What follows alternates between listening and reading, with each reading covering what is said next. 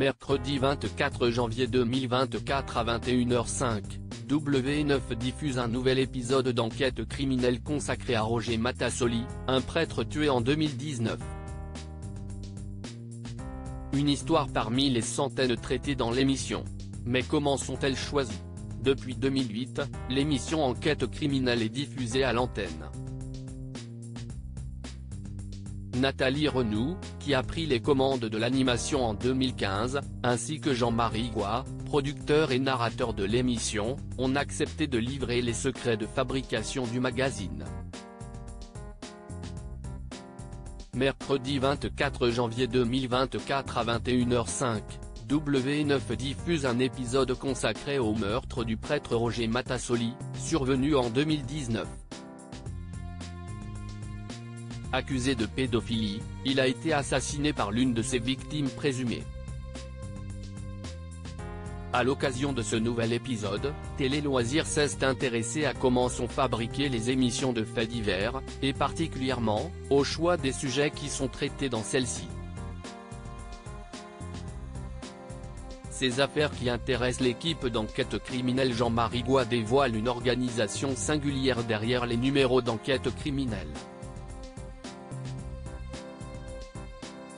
Une partie des numéros est fabriquée par le pôle police-justice que je dirige. Mais il y a toute une partie qui est fabriquée à l'extérieur. Il nous faut pas mal de personnes pour tourner et monter.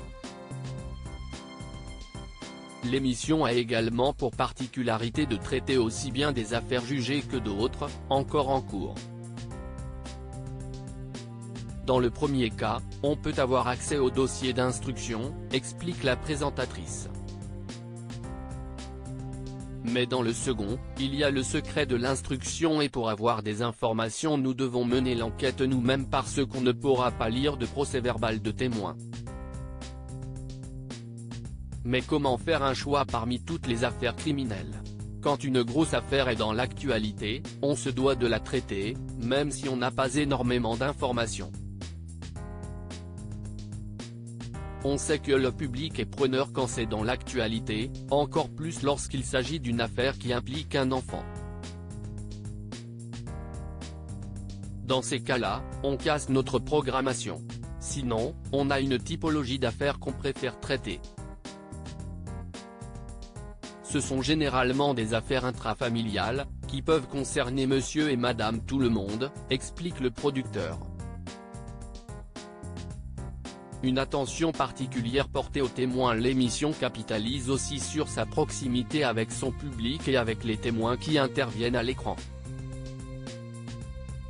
Nathalie Renou se souvient par exemple d'une rencontre qui l'a bouleversée. J'ai le souvenir de Jean, du côté de Bordeaux. Les proches d'une jeune femme qui était morte en Guyane. La rencontre était assez forte, raconte-t-elle. Quant à Jean-Marie Goua, il tient à insister sur un point, pour chaque histoire qu'on traite, on est en contact avec les familles. Je dis toujours aux équipes, quand vous tournez vos images d'illustration, pensez aux familles, à ce que ça vous ferait de vous mettre devant un téléviseur où vous verriez un drame que vous avez vécu reconstitué par des journalistes. Une considération qui les a poussés à gommer les reconstitutions, initialement très présentes dans Enquête criminelle. L'émission s'adapte et évolue parce qu'il y a des discussions dans le pôle. Au fur et à mesure qu'on fabrique, on essaie de s'améliorer, ajoute Nathalie Renou, qui revendique un statut actif dans le programme, malgré une participation moins importante dans sa fabrication.